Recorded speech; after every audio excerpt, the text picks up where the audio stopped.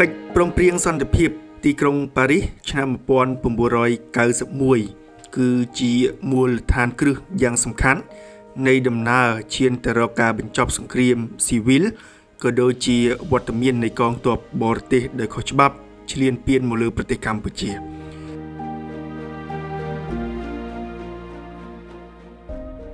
សួស្តីប្រិយមិត្តអ្នកស្ដាប់ podcast នៃ Channel Legal Advisor ជាទីរាប់អាននៅក្នុងអេពីសូតនេះខ្ញុំនឹងនាំប្រិយមិត្តធ្វើការស្វែងយល់អំពីដំណើរជីវិតរបស់លោកហ៊ុនសែននិងការធ្វើដំណើរឆ្ពោះទៅរកការបង្កើតឲ្យមានកិច្ចព្រមព្រៀងសន្តិភាពទីក្រុងប៉ារីសនៅក្នុងឆ្នាំ1991ប្រិយមិត្តអ្នកស្ដាប់ប្រកាសជាបានដឹងហើយថាដើម្បីឈានទៅរកការបង្កើតឲ្យមានកិច្ចព្រមព្រៀងនេះបានគឺមានភាគីនយោបាយសំខាន់ៗចំនួន4បានចូលរួមនៅក្នុងនោះគឺភាគីរដ្ឋកម្ពុជាដែលដឹកនាំដោយរបបទីក្រុងភ្នំពេញកាលពីជំនាន់នោះដែលមានការគាំទ្រពីកងទ័ពវៀតណាមគឺបានគ្រប់គ្រងផ្ទៃដីប្រមាណជាង 90% នៃប្រទេសក្រោយពីបានផ្ដួលរំលំរបបកម្ពុជាប្រជាធិបតេយ្យប្រឡាយពូជសាសន៍របស់ពួកខ្មែរក្រហមភាគីដ៏សំខាន់ទី2គឺរណសិរ្សរបស់លោកតាសឿនសានដែលបានដឹកនាំកងកម្លាំងចលនាប្រដាប់អាវុធតាមបណ្ដោយព្រំដែនធ្វើការតស៊ូហើយភាគីដ៏សំខាន់មួយទៀតគឺអ្នកសីហនុនិយមដឹកនាំដោយព្រះបាទនរោត្តមសីហនុនៅក្នុងចលនាមួយដែលមានឈ្មោះថាហ្វុនស៊ីមពេចហើយចលនាដ៏ធំចុងក្រោយមួយទៀតគឺចលនាដែលសេសសល់ក្រោយការដួលរំលំរបស់ខ្លួននៅក្នុងឆ្នាំ1979គឺចលនាកុម្មុយនីសខ្មែរក្រហមចលនាកុម្មុយនីសខ្មែរក្រហមនេះហើយដែលបានដឹកនាំប្រទេសរយៈពេល3ឆ្នាំ8ខែ20ថ្ងៃហើយធ្វើឲ្យពលរដ្ឋខ្មែរប្រមាណជាង1លាន2សែននាក់បាត់បង់ជីវិតហើយមិនយូរប៉ុន្មាននៅថ្ងៃទី7ខែមករារបបកុម្មុយនីសខ្មែរក្រហមត្រូវបានផ្ដួលរំលំដោយកងកម្លាំងប្រដាប់អាវុធជនជាតិខ្មែរដែលបានភៀសខ្លួនជាពិសេសគឺអតីតកម្មាភិបាលខ្មែរក្រហមនិងប្រជាពលរដ្ឋដែលនៅភូមិភាគបូព៌ាដែលបានភៀសខ្លួនទៅបង្កើតរណសិរ្សតស៊ូនៅក្នុងប្រទេសវៀតណាមនិងមានការជួយជ្រោមជ្រែងពីប្រទេសវៀតណាមនៅក្នុង podcast ស្ដីអំពីកិច្ចព្រមព្រៀងសន្តិភាពទីក្រុងប៉ារីសនៅក្នុងវគ្គនេះគឺដកស្រង់ទាំងស្រុងនៅប្រសាសន៍លោកហ៊ុនសែនប្រធានព្រឹទ្ធសភានៃប្រជាជាតិកម្ពុជាដែលបានធ្វើបទអន្តរាគមន៍នៅក្នុងព្រឹទ្ធសភាប្រហែលថ្ងៃនៃខួប23តុលានៅក្នុងឆ្នាំ2020ប្រិយមិត្តអ្នកស្ដាប់ podcast របស់យើងខ្ញុំសូមបញ្ជាក់ថានៅក្នុង podcast នេះគឺយើងនឹងលើកឡើងនៅលំនាំនិងដំណើរការឈានទៅរកការបង្កើតកិច្ចព្រមព្រៀងសន្តិភាពទីក្រុងប៉ារីសដោយឈរទាំងស្រុងទៅលើសម្ដីរបស់លោកហ៊ុនសែនការលើកឡើងនិងដំណើរវិវត្តនានាប៉ុន្តែខ្ញុំក៏សង្ឃឹមថាយើងនឹងមានអេពីសូតផ្សេងទៀតដែលនិយាយអំពីព្រឹត្តិការណ៍ដែលបានកើតឡើងនៅក្នុងក្របខ័ណ្ឌប្រវត្តិសាស្ត្រដែលកំណត់ដោយអ្នកប្រវត្តិសាស្ត្រជាទូទៅឬក៏ភាគីនយោបាយដែលបានចូលរួមនៅក្នុងដំណើរការឈានទៅរកការបង្កើតឲ្យមានកិច្ចព្រមព្រៀងសន្តិភាពទីក្រុងប៉ារីសនេះដូច្នេះដើម្បីធ្វើការស្វែងយល់អំពីវត្តមានរបស់លោកហ៊ុនសែននិងដំណើរឈានទៅរកការចរចាបង្កើតឲ្យមានកិច្ចព្រមព្រៀងនេះថាតើមានដំណើរការយ៉ាងដូចម្តេចអ្វីគឺជាកត្តាប្រវត្តិសាស្ត្រនិងតាក់ទិកនយោបាយក្នុងការចរចាគ្នាអស់ជាច្រើនឆ្នាំបើតាមខ្ញុំដឹងគឺការចរចាចាប់ផ្ដើមមានជាបណ្ដើតាំងតែពីឆ្នាំ1986តែទីបំផុតទៅ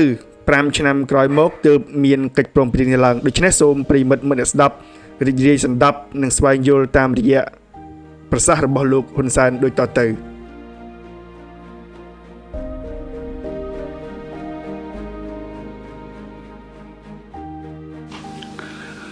ដោយដែលបានដឹងហើយថាតម្រាំមានកិច្ចព្រមព្រៀងប៉ារីសកើតឡើងយើងត្រូវឆ្លងកាត់ឧបសគ្គច្រើនណាស់ឧបសគ្គខាងខ្ញុំមិនបញ្ហាទេគឺដោយសារតែទោះបីថាកម្លាំងសង្កត់មកលើខ្ញុំដែលខ្ញុំធ្លាប់និយាយថាមានកម្លាំងសង្កត់3ទី1ផ្ទៃក្នុងខ្លួនឯងមិនតាន់យល់គ្រប់គ្រាន់ទី2វត្តមានកងទ័ពវៀតណាមនៅកម្ពុជានៅពេលនោះប៉ុន្តែនៅពេលចុះហត្ថលេខាលើកិច្ចព្រមព្រៀងប៉ារីសវៀតណាមដកអស់ទៅហើយទី3 យើងពេលនោះទទួលជំនួយពីអតីតសហភាពសូវៀតប្រសិនជីវិតរបស់ខ្ញុំពោពេញទៅដោយភាពភ័យស្រួយប៉ុន្តែខ្ញុំជំនះបានតែអ្វីដែលលំបាកជាងទៀតទៅគឺបកូនណាបៃតាព្រះអង្គចង់ចរចាណាតាំងពីឆ្នាំ1984នោះអានោះដែលព្រះអង្គជ្រើសរើសទូលកុំខ្ញុំធ្វើជាដៃគូចរចាហើយត្រូវបានអតីតរដ្ឋមន្ត្រីការបរទេសបារាំងខ្លួនសិសុំត្រៀមរៀបចំប៉ុន្តែបកូនណាបៃតាយាងទៅអង្គការសហប្រជាជាតិក៏ផ្ញើសារថាសម័យអាដាមហ៊ុនសែនយោគយល់គឺមិនអាចជួបគ្នាបានទេដោយសារខ្មែរក្រហមចំតោះអញ្ចឹងទេពេលនោះហើយដែលខ្ញុំវិលត្រឡប់ចូលក្នុងប្រទេសវិញដើម្បីធ្វើជានាយករដ្ឋមន្ត្រីស៊ីទីក្នុងពេលដែលអាដាមច័ន្ទស៊ីទទួលការព្យាបាលនៅទីក្រុងមូស្គូប៉ុន្តែយើងមិនបោះបង់ចោលការចរចានេះទេការចរចាក៏ត្រូវបន្តតាមរយៈ channel ជាច្រើនក្នុងរងវាន channel មួយគឺលោកជំទាវអុកជូកេងរប្រុយ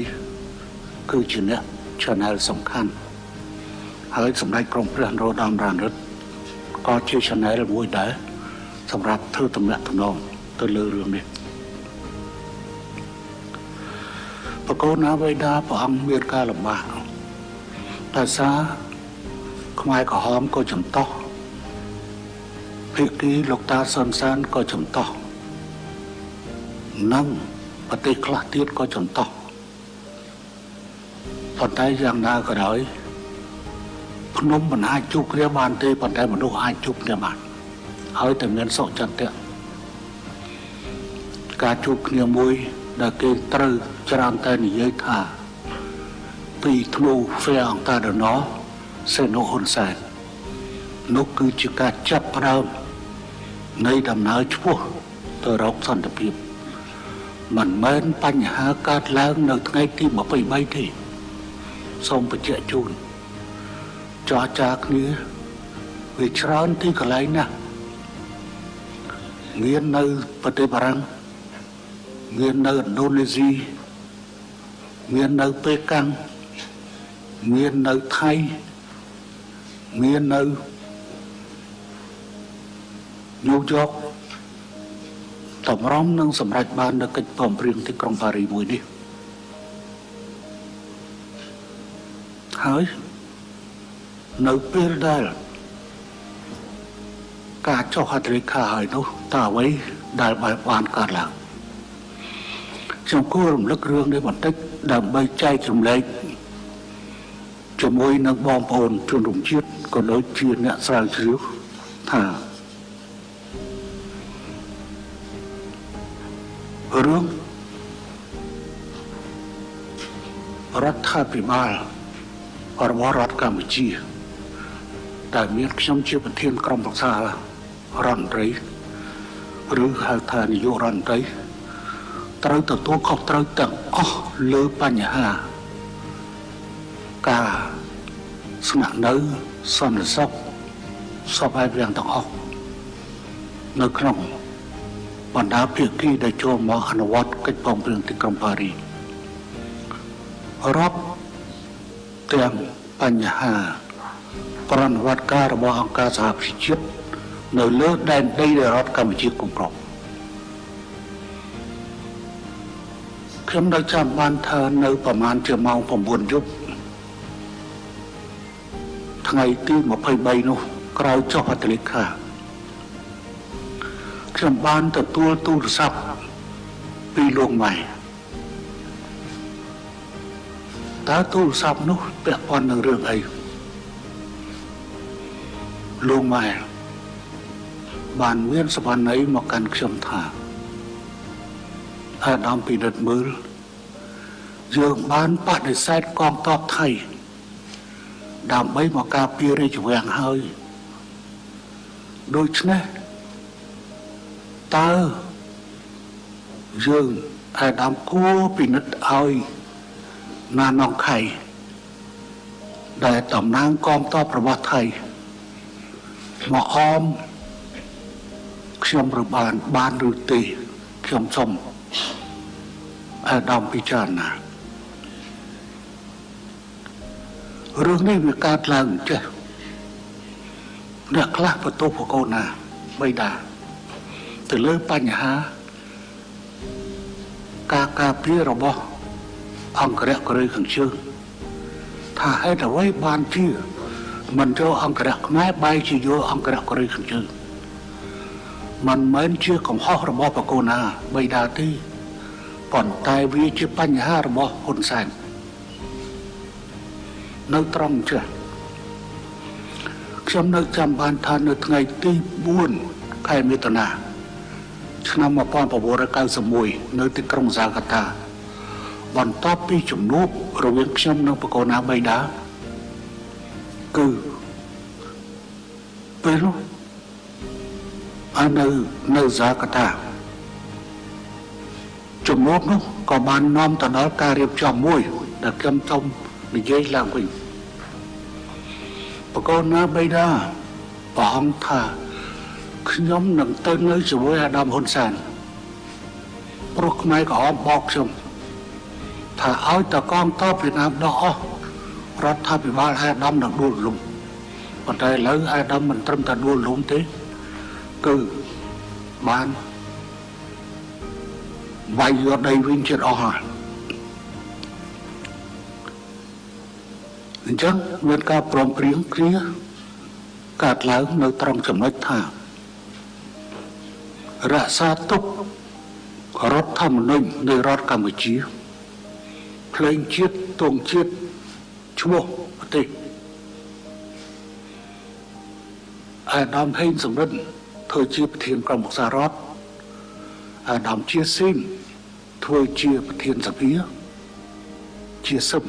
ព្រោះបកូនណាលោកមិនសូវឲ្យជាស៊ីនជាសឹមហើយអាដាមហ៊ុនសែនធ្វើជានាយករដ្ឋមន្ត្រីប៉ុន្តែខ្ញុំសូមស្នើបង្កើតគណៈប្រធានជាតិមួយដែលក្នុងនោះមានខ្ញុំនរ៉ាំសេនោះជាប្រធានអាដាមហ៊ុនសែនជាអនុប្រធាននិងអាចមានសម្ដេចចក្រីជោគជលុកជាសមាជិកខ្ញុំក៏ទទួលយកនៅសំណើបែបនេះអញ្ចឹងថ្ងៃ4ខ្ញុំចូលទៅកលមួយសាទៀតដើម្បីសួរបញ្ជាក់តើកិននឹងតើព្រះអង្គសពតិគង់នៅឯណានៅព្រះរាជវាំងឬនៅចក្រមនឱកាសពីដើមចក្រមននេះគឺជាឋានៈរបស់ព្រះអង្គធ្វើការក្នុងឋានៈជាព្រះប្រមុខរដ្ឋពេលនោះព្រះអង្គបានមានបន្ទូលមកកាន់ខ្ញុំថាអាដាមខ្ញុំមិនចង់ធ្វើស្ដេចទេក៏ប៉ុន្តែប្រសិនបើអាដាមឲ្យខ្ញុំនៅប្រាសាទខេមរិនគឺខ្ញុំសូមអរគុណពេលនោះហើយដែលខ្ញុំបញ្ជាតាមទូរស័ព្ទមកសម្ដេចជំនឿវាំងគង់សម្ងល់ដើម្បីជួសជុលព្រះបរមរាជវាំងចឹងមានន័យថាពេលនោះមានការព្រមព្រៀងសម្ងាត់បែបនេះកើតឡើងប៉ុន្តែមកបែកការនៅទីក្រុងបាកក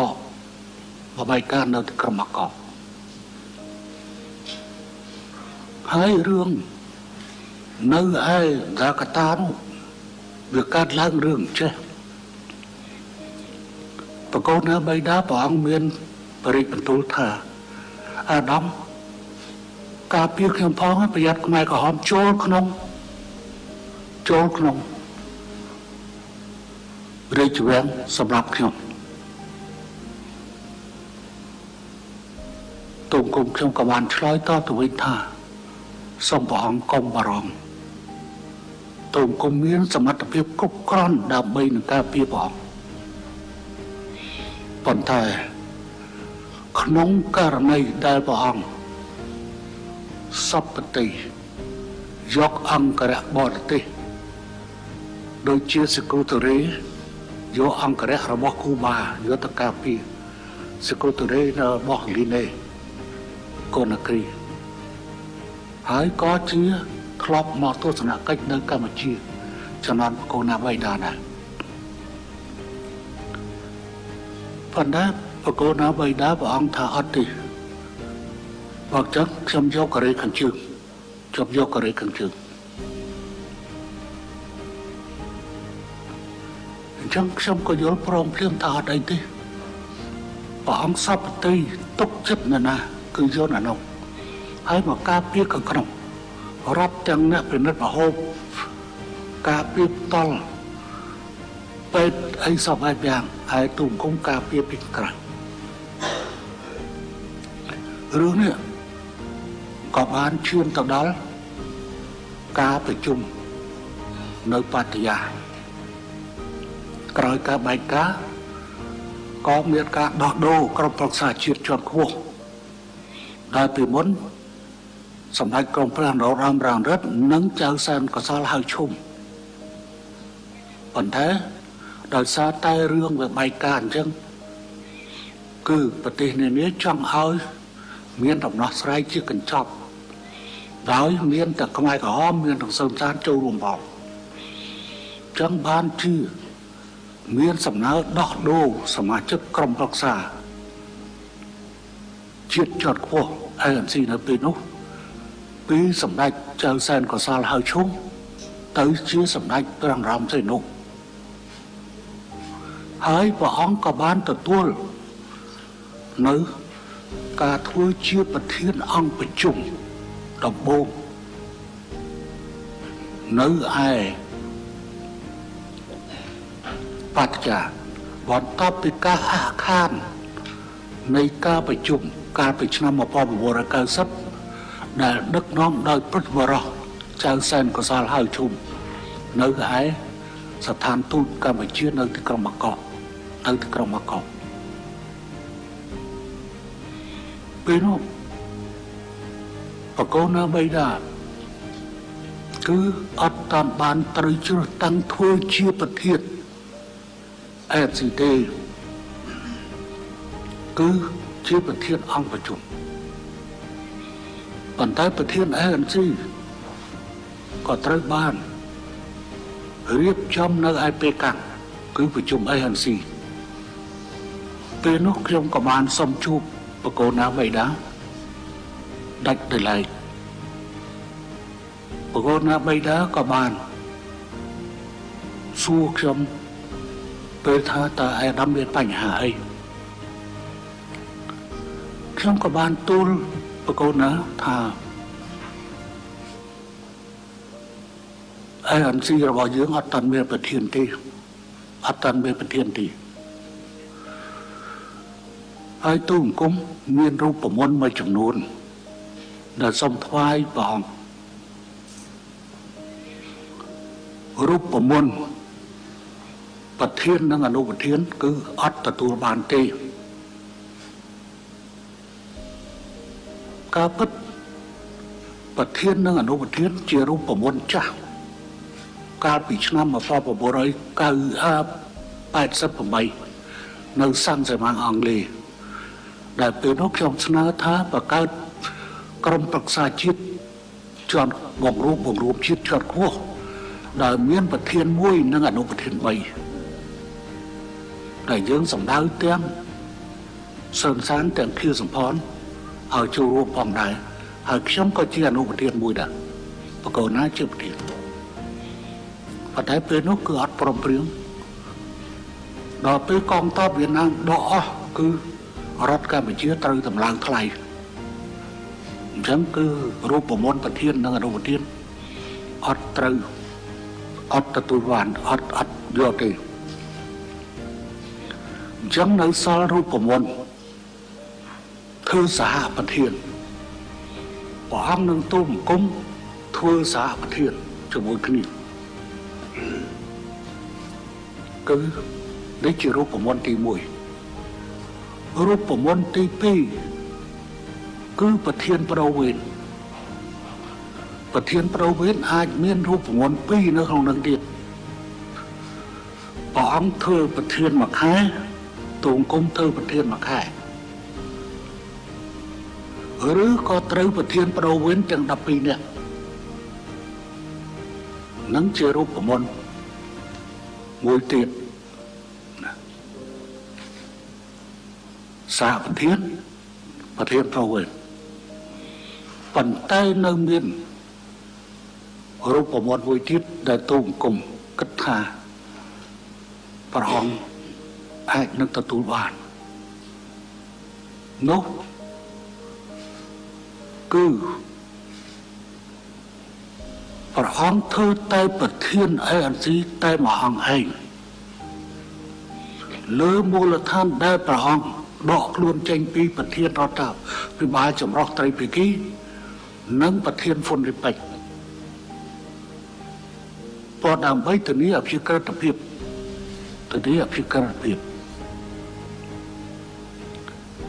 ចឹងទេព្រះអង្គថាទេកាលណាតែខ្ញុំធ្វើប្រធានខ្ញុំទៅនៅពីលើខ្ញុំទៅអភិក្រិតទេអាដាមអញ្ចឹងក៏បានស្រស់ស្រួលគ្នាទៅការស្រស់ស្រួលគ្នាទេហើយព្រះអង្គក៏មានបរិបបន្ទូលថាអាដាមប្រកែតាក់តែងណាចឹងអាដាមទៅតាក់តែងការពិតសក្តិប្រកាស fail ទៅរណោគឺខ្ញុំជាអ្នកតាក់តែងទេហើយថ្វាយទៅព្រះអង្គក៏ប្រទានទៅសម្ដេចកវាពេលនោះនៅព្រះអង្គម្ចាស់នរោត្តមរណិតប៉ុន្តែគឺអត់មានផ្លាស់ប្ដូរអីទេចឹងព្រះអង្គថាអាដាមប្រកែតាក់តែងសុំទៅតាក់តែងជាសក្តិប្រកាសទៅ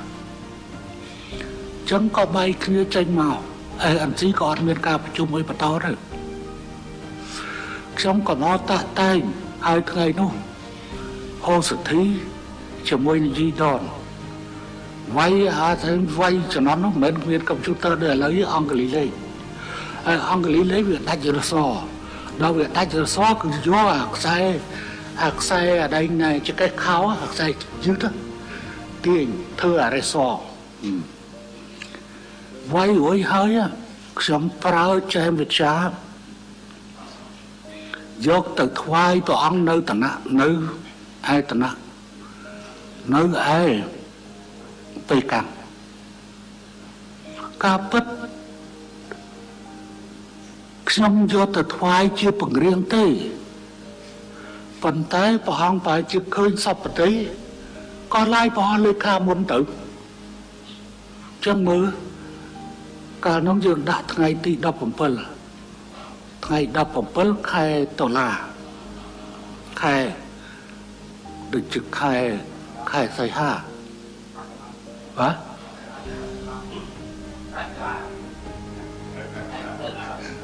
សីហាអត់ទេខែ7មិនមែនទេខ្ញុំថាខែ8ហើយព្រោះមុនទៅយកណាហើយក៏មុនទៅជុំយ៉ាងដែរសុំមើលការបាក់ឆែកនៅឡើងវិញអញ្ចឹងរឿងរ៉ាវវាចាប់ផ្ដើមពីកន្លែងនោះបានមានប្រធានអេស៊ីអញ្ចឹងព្រះអង្គបានដកប្រកាសចេញពីប្រធានរដ្ឋាភិបាលត្រីភាគីនិងប្រធានហ្វុនទីបាច់ហើយបន្ទាប់ទៅធ្វើដំណើរទៅទស្សនកិច្ចនៅកូរ៉េខាងជើងដែលខ្ញុំជាភ្ញៀវរបស់បកូនណាហើយពេលនោះបានคล้ายទៅជាឪពុកធម្ដាយធហើយថាបិតាធយាតាធព្រះអង្គថាទីជាកូនហើយជាកូនពិសេសទៀតមិនជាកូនពិសេសលោកម៉ែក៏នៅចាំចឹងបានជាមានរឿងឲ្យកូនរហូតមកហើយដែលនេះខ្ញុំត្រូវទទួលខុសត្រូវរហូតដល់ដល់ពេលនេះទៅលើបញ្ហាសុវត្ថិភាពទាំងអស់នៃរាជវង្សានុវង្សនិងការគង់វង្សនៃរបបរាជានិយមអាស្រ័យធម្មរាជនៅពេលដែលជួបគឺមើលសុំខ្ញុំបាននិយាយគឺមើលសុំគាត់នៅអង្គុយកណ្ដាលក្នុងពិធីជប់លៀងមួយបកូនណានៅខាងស្រាំខ្ញុំនៅខាងឆ្វេងគឺមើលសុំខ្ញុំក៏និយាយទៅកាន់គឺមើលសុំថា សូមឲ្យអាដាមជួយខ្ញុំដើម្បីការពារបរិយាសុវត្ថិភាពរបស់បកូនអាបៃតាសូមឲ្យអាដាមរៀបចំមកអេគីបឲ្យខ្ញុំការពារផ្នែកខាងក្នុងធ្វើសហការជាមួយនឹងផ្នែកខាងក្រៅនៃកម្លាំងរបស់ខ្ញុំដើម្បីការពារ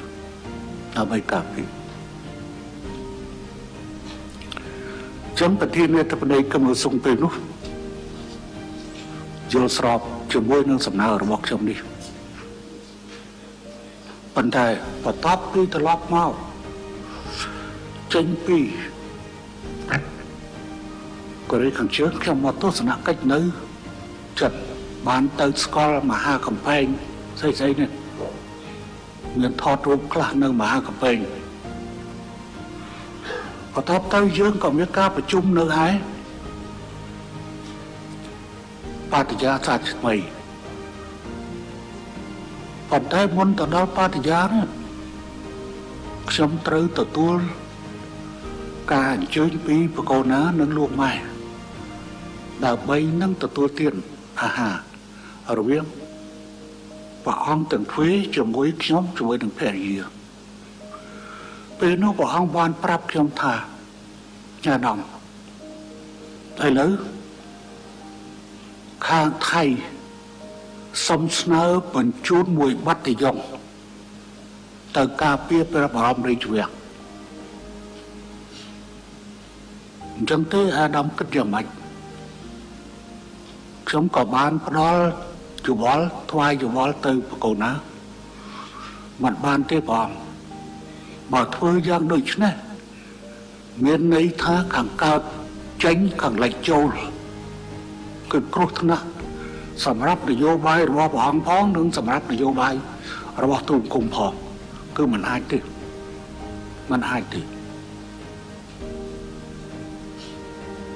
អញ្ចឹងព្រះអង្គថាតើឥឡូវតើដោះស្រាយយ៉ាងម៉េចបើសុកចន្ទាក្រាបអាយុនគាត់លើកបញ្ហាហ្នឹងយ៉ាងដូចនេះអញ្ចឹងខ្ញុំសម្រេចថាមិនយកទាំងអស់តែម្ដងទាំងកូរ៉េខាងជើងក៏មិនយកទាំងថៃក៏មិនយកបានខ្ញុំទូលថ្វាយថាអត់បានទេទូលគុំជាអ្នកស្នើកូរ៉េខាងជើងទូលគុំជាអ្នកស្នើហើយចំពោះខាងថៃទូលគុំនឹងជួបសូចន្ទាក្រាបអាយុដើម្បីបញ្យល់គាត់គាត់ទៀមទាបបញ្ជូនមកបាត់យមប្រមាណ500នាក់ចូលមកការពារព្រះអញ្ចឹងវាមិនមានអីខុសអំពីថាវៀតណាមដកថៃចូលវាស្ថានភាពអាក្រក់ណាស់រឿងវាយ៉ាងបែបនេះតែថ្ងៃនេះខ្ញុំគួរតែនិយាយថាអ្នកដែលតាំងខ្លួនជាគ្រូកិច្ចព្រមព្រៀងប៉ារីទាំងឡាយអើយគួរតែដឹងរឿងហេតុការណ៍ដែលវាកើតឡើងបត់បែនយ៉ាងណាខ្លះចឹងបានដល់ទៅប្រជុំនៅបដិយាខ្ញុំក៏បានប្រាប់សុខចន្ទាក្រាបប្រយុនថាមិនបានទេខ្ញុំអត់ទទួលយកទេហើយមិនមែនជាបញ្ហារបស់បកូនណាសម្ដេចព្រះអរមសេននោះទេតែជាបញ្ហារបស់ខ្ញុំដែលខ្ញុំត្រូវមានការទទួលខុសត្រូវទៅលើសន្តិសុខរបស់គ្រប់ភាគីនៃហត្ថលេខីនៃកិច្ចព្រមព្រៀងទីក្រុងប៉ារីសចឹងរឿងហ្នឹងដោយសារខ្ញុំតបចោលជាមួយនឹងសំណូមពររបស់ថៃបញ្ជូនមួយកងវរៈសេនាតូចកងវរៈសេនាតូចនេះបារាំងគេហៅបាត់យងចឹងបារាំងស្ទើរភ្លើងអញ្ចឹងបានលួងម៉ែទូរស័ព្ទមកថាយើងមិនយកកងទ័ពគេទៅការពារហើយតើឯកឧត្តមអាចទទួលយកណានងខៃទៅអមខ្ញុំបានឬអត់ខ្ញុំក៏បានឆ្លើយតបថាអត់អីទេហើយកាលហ្នឹងមិនតាន់ជាលួងម៉ែទេគឺអ្នកមនាងទូគុំក៏បានឆ្លើយតបថាអត់អីទេអ្នកមនាងគឺយើងអាចយកមួយចំនួនហើយអាចនៅគុណធបុប្ផា ពិតប្រកបមែនយើងជួសជុលកាត់ខំជួសជុលគ្នាតាក់ទងមកទីក្រុងភ្នំពេញឲ្យអាដាមគង់សម្អល់សម្ដេចគង់សម្អល់កាលនោះជាអាដាមជាឧបនាយករដ្ឋមន្ត្រីនិងរដ្ឋមន្ត្រីទីស្តីការគណៈរដ្ឋមន្ត្រីទទួលជួសជុលគុណធបុប្ផាសម្រាប់ណានខៃចឹងបានជាក្រោយកិច្ចព្រមព្រៀងប៉ារីសគឺឃើញថៃមានអគ្គរដ្ឋទូត2អគ្គរដ្ឋទូតមួយគឺអគ្គរដ្ឋទូតនៅខាងក្រៅធម្មតាអគ្គរដ្ឋទូតមួយទៀតអគ្គរដ្ឋទូតនៅក្នុងព្រះបរមរាជវាំងរឿងវាអញ្ចឹងអញ្ចឹងបានជាភាពប្រវល់របស់ខ្ញុំនេះវាបានកើតឡើងម៉ោងស្មើនឹងហើយមក3ជាងហើយមក3នៅស្រុកប្រាំងអញ្ចឹងវាជាម៉ោង9ហ្នឹងទៅមកប៉ុនយើងខ្ញុំអត់តាមបានទេchứព្រលឹមឡើងទៅប្រជុំជាមួយហ្នឹងសមាជិក ANC នៅស្ថានទូតហើយខ្ញុំសូមរំលឹកកន្លែងហ្នឹងបន្តិចនៅត្រង់ថាទៅដល់យើងពិភាក្សាអំពីបញ្ហាកន្លែងស្នាក់នៅនិងសន្តិសុខពេលពិភាក្សាដល់បញ្ហាសន្តិសុខគឺខ្ញុំក៏បានប្រាប់ថាសន្តិសុខខាងខ្ញុំខាងទូមគុំខ្ញុំទទួលខុសត្រូវខាងក្រៅដោយឡែកបកូនណាគឺរឿងរបស់ខ្ញុំប៉ុន្តែរឿងភាគីពីរផ្សេងទៀតភាគីដទៃទៀតគឺណែទទួលខុសត្រូវខាងក្នុងប៉ុន្តែខាងក្រៅគឺសវត្ថិភាពទូទៅគឺកម្លាំងរបស់ខ្ញុំហើយមិនចាំបាច់យកអាវុធទៅទេខ្ញុំនឹងផ្ដល់អាវុធជូននៅខាងក្នុងតែម្ដងដែលមិនចាំបាច់ដឹកអាវុធចូលពីខាងក្រៅមកទេរឿងតាក់ទងនឹងសន្តិសុខពេលនោះបកូនណាលោកថាអើយអាដាមបងម្ចាស់អាដាមកុំទៅបារម្ភពេកអោបអាដាមហ៊ុនសែនឲ្យទៅជាប់ទៅមកផ្ទុះក្របបែកផ្ទុះងត់ទាំងអស់គ្នាបកូនណាលោកមានបន្ទូលលេងថាអោបអាដាមហ៊ុនសែនឲ្យទៅជាប់ទៅវាទៅផ្ទុះក្របបែកផ្ទុះងត់ទាំងអស់គ្នា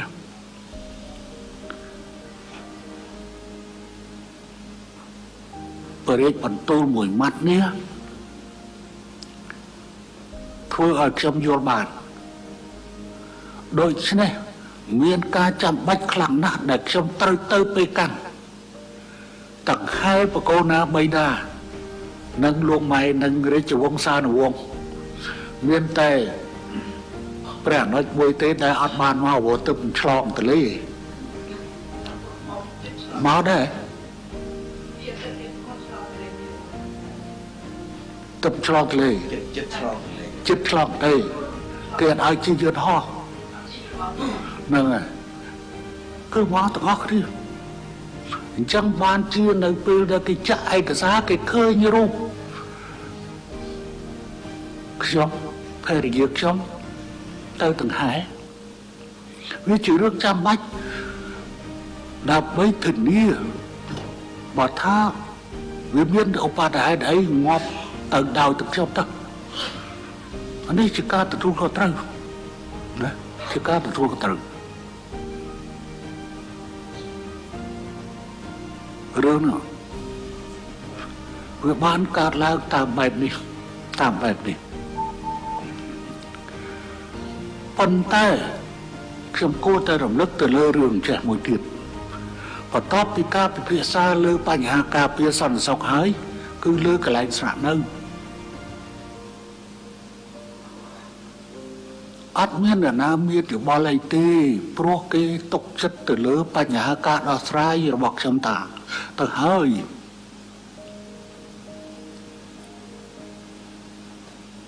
ព្រះរាជវាំងទីណាំងនៃមហាប្រាសាទខេមរិនត្រូវបានជួសជុលតាំងពីថ្ងៃទី4ចាប់5ជួសជុលចាប់5រៀបចំទទួលបញ្ជាពីទីក្រុងហ្សាកាតាទី4ខែមិថុនាឆ្នាំ1998 កើមួយជួជុលជិតរួចទៅហើយនិរងថារួចទៅហើយទៅចុះទៅពន្លឿនការជួសជុលនៅឯរៀបចំការជួសជុលនៅគុណធបុប្ផាមួយទៀតសម្រាប់អគ្គរដ្ឋទូតថៃណានខៃ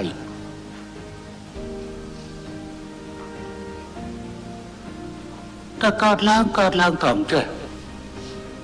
លោកតាសុនសានសូមអភ័យទោសចំពោះបរិញ្ញាចំពោះយានខណ្ឌរបស់សម្ដេចបវរសុនសាន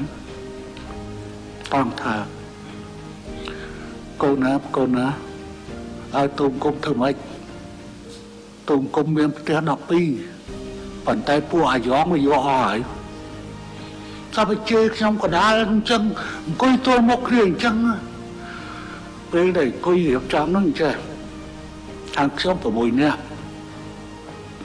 បកូនណាលោកព្រះអង្គគង់ក្បាលនេះអញ្ចឹងទល់មុខគ្នាព្រោះសឡំហើយបន្តបោកខ្ញុំហើយគឺដូចជាអារម្មណ៍ទៀតបាញ់ហៅនំហុងដេចមន្ទីសិនសេនខាងនេះ6នាក់ខាងនោះគឺសផននៅចំពីមុខសឿនសានសុនសេនអៀងម៉ាលីសម្ដេចកុំភៈសឿនសានថាផ្ទះខ្ញុំទៅពួកអាយ៉ងយកអស់ហើយបានខ្ញុំឈឺដែរខ្ញុំថានេះហើយដល់និយាយគ្រាច្បាស់ខ្ញុំមិនមែនជាអ្នកទទួលខុសត្រូវក្នុងការដេញប្រជាជនចេញពីទីក្រុងភ្នំពេញដេញពីប្រជាជនចេញពីក្រុងភ្នំពេញពួកខ្មែរក្រហមខ្ញុំចង្អុលមកទៅគៀវសម្ផស្សនឹងសិនទៅខ្មែរក្រហមជាអ្នកដេញហើយឥឡូវអាដាមធ្វើម៉េចខ្ញុំធ្វើម៉េចបើពេលវាយខ្មែរក្រហមលំហើយប្រជាជនចូលមកចេះតែចូលរស់នៅទៅអូយផ្ទះខ្លះលក់ពី3តោកុំថាឲ្យអាដាមទៅវិសុបប្រាំងទៅដេញគេចេញទោះបីខ្ញុំជានាយករដ្ឋមន្ត្រីខ្ញុំទៅដេញគេចេញពីផ្ទះក៏គេកាប់ខ្ញុំដែរតែលោកតាសុនសានគាត់និយាយតែបីគាត់ថាកាប់ទៅចាស់ហើយខ្ញុំគិតតែក្នុងចិត្តតែបរខ្ញុំថាចាស់អានស្លាប់ពេលអានកាប់ក្មេងអានយំអញ្ចឹងគាត់ថាពួកខ្ញុំក៏ត្រូវតែនិយាយបញ្ជាក់ឲ្យច្បាស់ណាខ្ញុំមិនមែនអ្នកទទួលក៏ត្រូវទៅលើការដេញប្រជាពលរដ្ឋឲ្យប្រជាពលរដ្ឋចូលមកអូយផ្ទះនៅទីក្រុងភ្នំពេញកាលដែលចូលមកដំបងដល់ណាយក500ផ្ទះក៏យកទៅណាវាអត់មានមនុស្សនៅហើយគាត់មកដាក់អញ្ចឹងផាំងមកអញ្ចឹងណាចឹងបាននៅក្នុង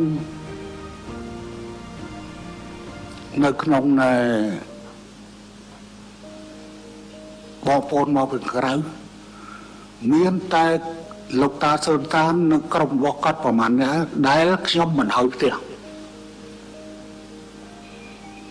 បោះក្រោយមកទៅស្រីសម្បត្តិទៅលួងម៉ែថាទៀមទីផ្ទះបងជាស៊ីមកំពុងហើយសិតតាអាយ៉ងតដើមទៅអត់ឲ្យតែមកប៉ុន្តែដោយអៀងមូលីក៏ឲ្យផ្ទះរៀបចំឲ្យទាំងអស់ហ្នឹងចឹងបានអាហ្នឹងក្រោយមកមានការឃោសនាថាយើងយកផ្ទះគេអញ្ចឹងខ្ញុំថាអាហ្នឹងចូលដល់ឆ្នាំ2003ទៅឃោសនាបោះឆ្នោតខ្ញុំថាបើចិត្តសឿងណាស់បកគលផ្ទះនោះមកឲ្យខ្ញុំវិញទាំងអស់ផ្ទះដែលខ្ញុំឲ្យទាំងប្រមាណកាលហ្នឹងខ្ញុំចាត់ចែងឲ្យទាំងអស់សូម្បីតំណាក់សម្ដេចក៏វាយើងយកធ្វើកន្លែងគណៈចាត់តាំងណាយកធ្វើកន្លែងគណៈចាត់តាំងចឹងទៅរកគណៈចាត់តាំងចេញហើយយើងយកគេថាការហ្នឹងយកមាសទៅជួសជុលអស់ប្រមាណ10តលឹងដើម្បីឲ្យមានកន្លែងសមរម្យធ្វើការបែរទៅជាអ្នកខុស បើទៅចំណាក់ខុសប៉ុន្តែបញ្ជាក់ឡើងវិញរឿងវាមិនមែនតូចតាចទេសម្រាប់ការទទួលខុសត្រូវទៅលើជោគវាសនា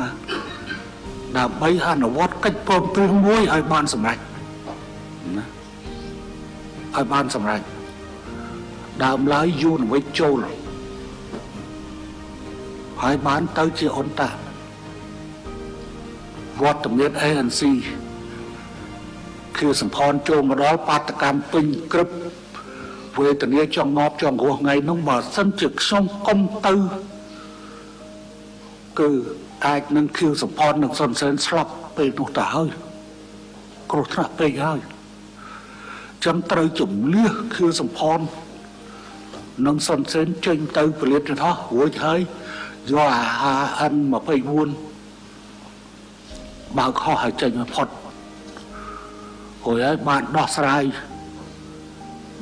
ទៅរឿងវាចេះតែសារយើងធ្វើខូចផ្ទះគេមួយហើយអញ្ចឹងក៏ជួសជុលផ្ទះមួយប្រហែលជាន់អាហ្នឹងពេលហ្នឹងគណៈចាត់តាំងក៏មិននៅនឹងទៀតខ្ញុំថាជួសជុលផ្ទះមួយហើយ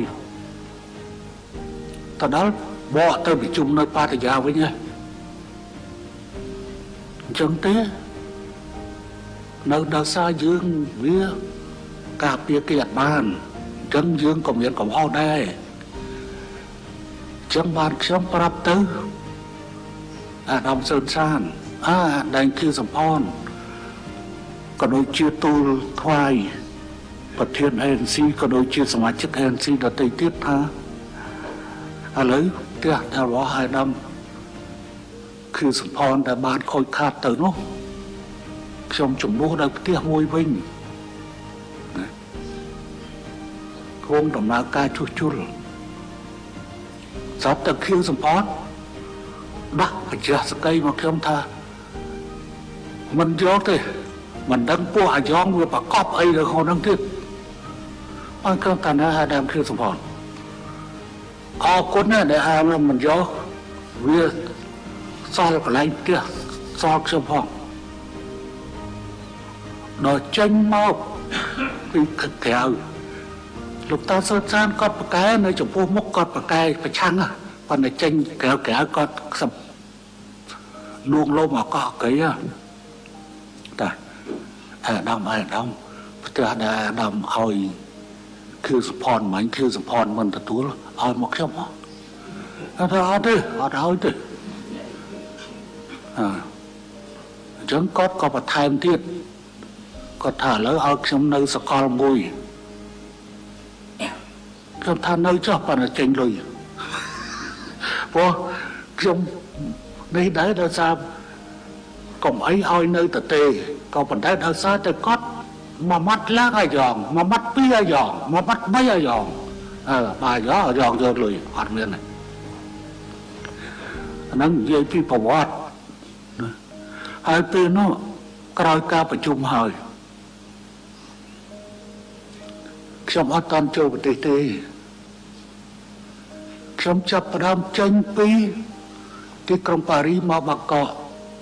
មកដូរយន្តហោះបាងកកទៅកង់វេរ៉ាទស្សនកិច្ចនៅអូស្ត្រាលីហើយថ្ងៃ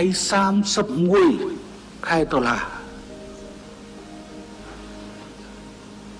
ពេលនោះខួបចម្រើនប្រជជនបកូណាបៃតានៅពេលកាំងជាថ្ងៃដែលខ្ញុំនិពន្ធបទចម្រៀង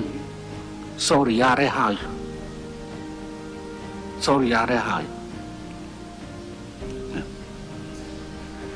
ឥឡូវបើចង់ស្រាប់ខ្ញុំចុចឲ្យស្រាប់ព្រោះអូបតេតងថារឿងជួបជុំគ្នាអីគេដីស្រែអីដែលទុកឲ្យថែទាំហ្នឹងកូនថែទាំខ្ញុំថ្វាយតសេជាដៃព្រមមានស្អីតសេជាដៃថ្វាយពពហើយតែងចម្រៀងហើយចម្រៀងនោះលាក់ទុកស្ងាត់មកដល់វិញថតល្ងាចថ្ងៃទី14គឺ ពេលដែលបកូនណាយើងដល់ហើយមកដែលយប់ជប់លៀងនៅចកាមូននឹងហើយចាក់មាត់ជាមាត់នឹងចេញមាត់នឹងចេញអានេះជាប្រវត្តិខ្លះ